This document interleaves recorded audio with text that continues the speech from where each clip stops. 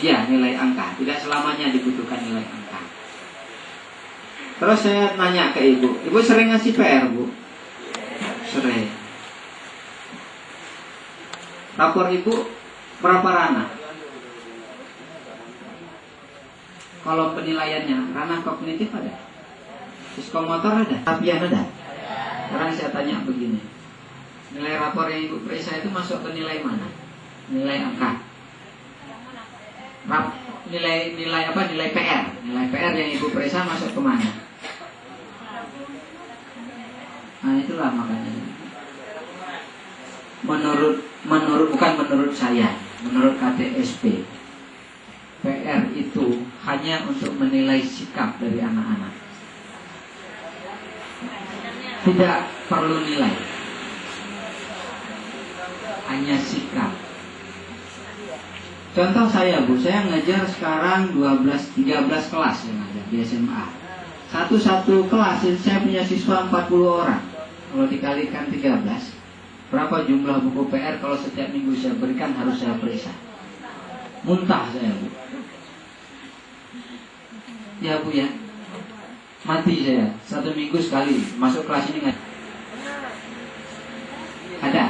Diisi nggak nilai psikomotornya? Kalau diisi berarti ibu harus datang ke tiap-tiap rumah anak-anak untuk melihat dia itu salah atau tidak. Itu jawabannya. Karena kalau ibu isi di psikomotor nilai 9, itu nilainya Ibrahim Wailah. Iya. Yang diajari hanya dia mampu menghafal rukun. Masalah dia buat dengan tidak, kan belum ada penelitian seorang guru datang tiap-tiap rumah maghrib dia sholat, kira-kira seperti itu. Nah masalah penilaian juga bukan salah ibu, dan saya bukan mau memberitahu lebih jauh karena memang bukan itu materi saya. Hari ini informasi kita guru memang jauh tertinggal, bukan salah kita guru. Kadang-kadang ada instansi-instansi yang punya kewajiban untuk menyampaikan mungkin belum sampai ke kita. Kan kira-kira seperti itu. Ya, sedikit-sedikitlah kita ubah. Sudah ibu. Selain itu apa, Bu? LKS. Terus apa lagi, Bu? Pengalaman ya, pengalaman siswa ya. Pengalaman siswa. Terus apa lagi, Bu? Buku. Nanti pilih buku apa yang berkenaan, ya, Bu ya.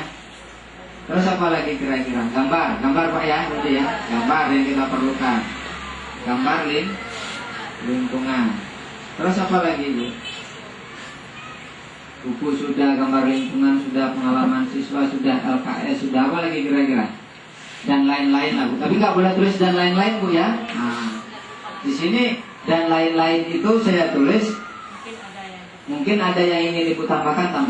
Saya nggak matok sampai di sini. Tapi nanti kalau masih ada selaput dan lain-lain, terus bilangnya Pak Adi aja nulis.